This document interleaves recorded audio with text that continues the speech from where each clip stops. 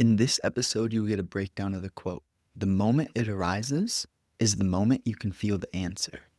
Welcome to Energy Alignment for Entrepreneurs, the podcast helping high-performing entrepreneurs be free from anxiety, trauma, and stress through balancing emotions and consciousness expansion. I'm your host, Justin Igliscus. Let's get into it. Now, 3 things you'll discover today. How I feel through the 3 bodily centers rather than just the mind. Why your performance and decision making must be top tier. And what to do if you feel empty and disconnected from your heart. First, the quote. The moment it arises is the moment you can feel the answer. Now, this comes in many different moments, but the fundamental truth is I'll tell you a story. I was speaking with one of my friends, a client, but a friend primarily, right? That's how this work goes. I'm not someone who positions myself as smarter than others, although there may be connections. So what we're looking at in the story that my client told me is essentially he played basketball in his past. And there were moments where he intuitively knew it was his opportunity to go for the steal. But what happens is you second guess that intuitive clarity because it happens so fast.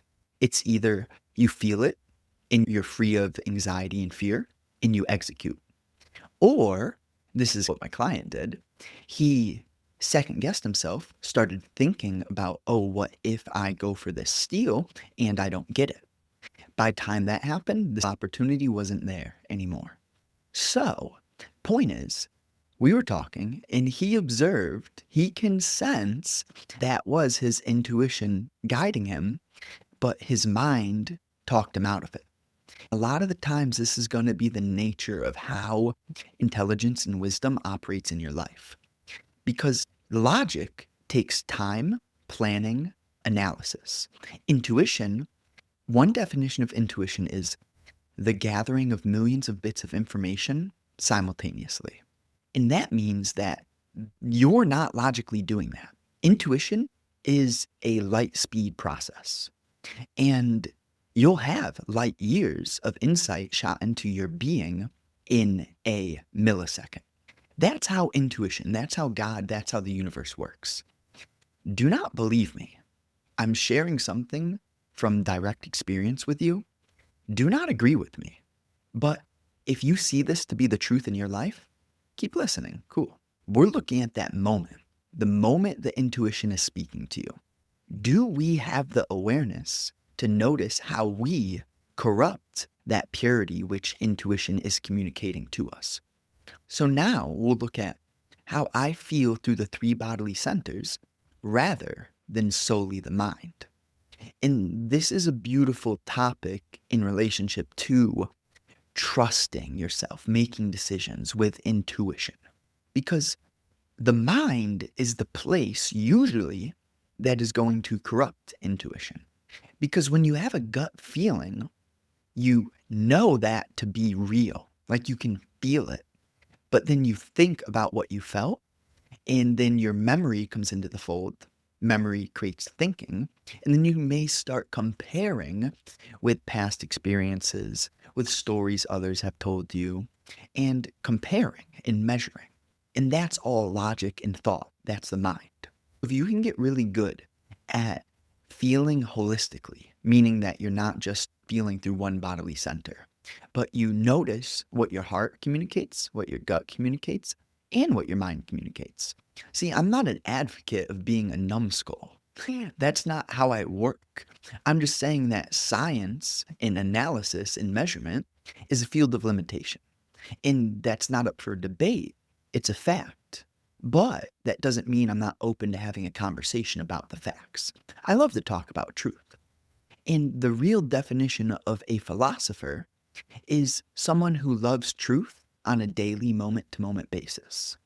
Yeah, but so many of us are philosophers from just our mind. And that's the problem with words and language. is if we're not absolutely clear on how we define certain words, we're going to obstruct the flow of the conversation. So let's say someone wanted to talk to me about the role of analysis and measurement and thinking in life. I'm totally open to that conversation. Just because I state certain facts doesn't mean that I'm unwilling to share, right? So that's the game here. When I say don't agree with me, that doesn't mean like I'm trying to act above you. I'm just saying agreement is via logic. The way that we're breaking down the universe here through this video has nothing to do with just logic. So, to feel through these three bodily centers, you have to get skilled at noticing which center is most dominant in the moment to moment living. And that comes through the form of maybe you've been closed off to your heart and your gut for a while, and you start to shine a little light on what your gut is communicating to you. That may seem subtle, but it's powerful. It's the art of living in a way where you're not just looking through one lens. You're not attached to specific beliefs, ideologies, worldviews, but you question that, right? Because your mind will attach to something. And then when you question it, you'll be able to feel in your gut that the questioning is right and that the mind's logic and attachment is false. But then the mind will come back in and battle. You'll create a conflict between your mind and your gut. So, what do you listen to? And this is where you get the truth in the moment.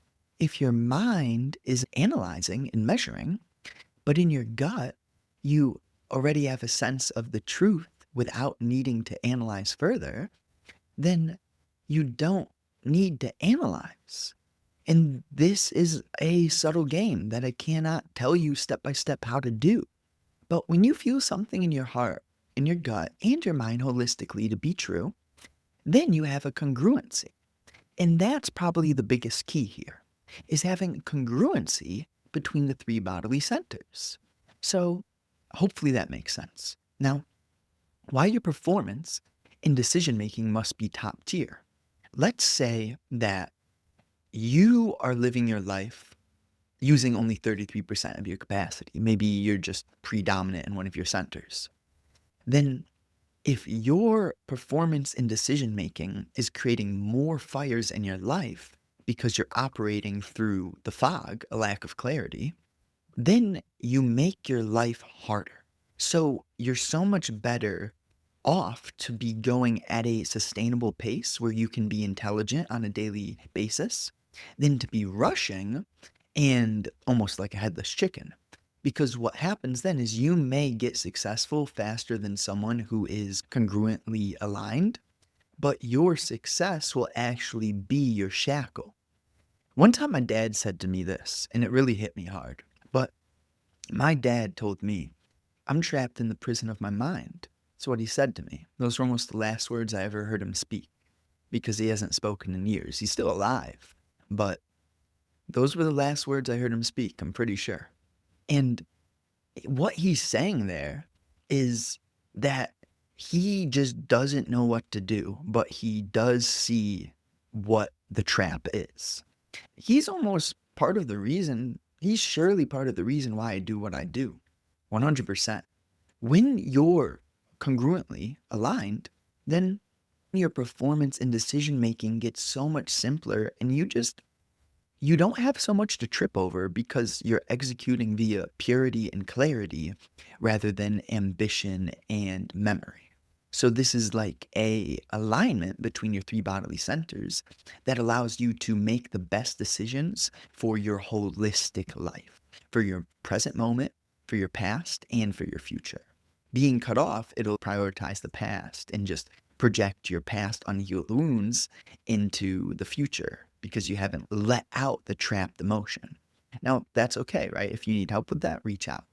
And finally, what to do if you feel empty and disconnected from your heart. Now, I'll give you like a game plan, right? there's a few steps. What you can start with, very simply, is just pen and paper and looking at what you're feeling on a daily basis and what actions create those feelings. And then you can look at the judgments that you place on the feelings. Like, how are you resisting what you feel on a daily basis? What are the internal conflicts and battles that you have with the habits or addictions that create weakness in you? And if you can be honest about that stuff, then you'll start to have more and more clarity around your weaknesses. So it's not about wanting not to be weak, it's just about being honest. That honesty will help you get rid of the weakness. But the spiritual life is not a willpower game. It's almost like the willpower in spirituality is letting go. Sit with that. Recap how I feel through the three bodily centers rather than solely the mind. And this is a understanding of what happens if you are only prioritizing a certain center, right? In the mind, it's overanalysis, comparison, measurement. In the heart, it's like self-pity and why me, etc. And in the gut, it's probably start with your nutrition there. If your gut isn't clear and healthy because of the physiological fuel you ingest, then the communication to your gut brain and the holistic symbiosis of the three centers isn't going to be clear.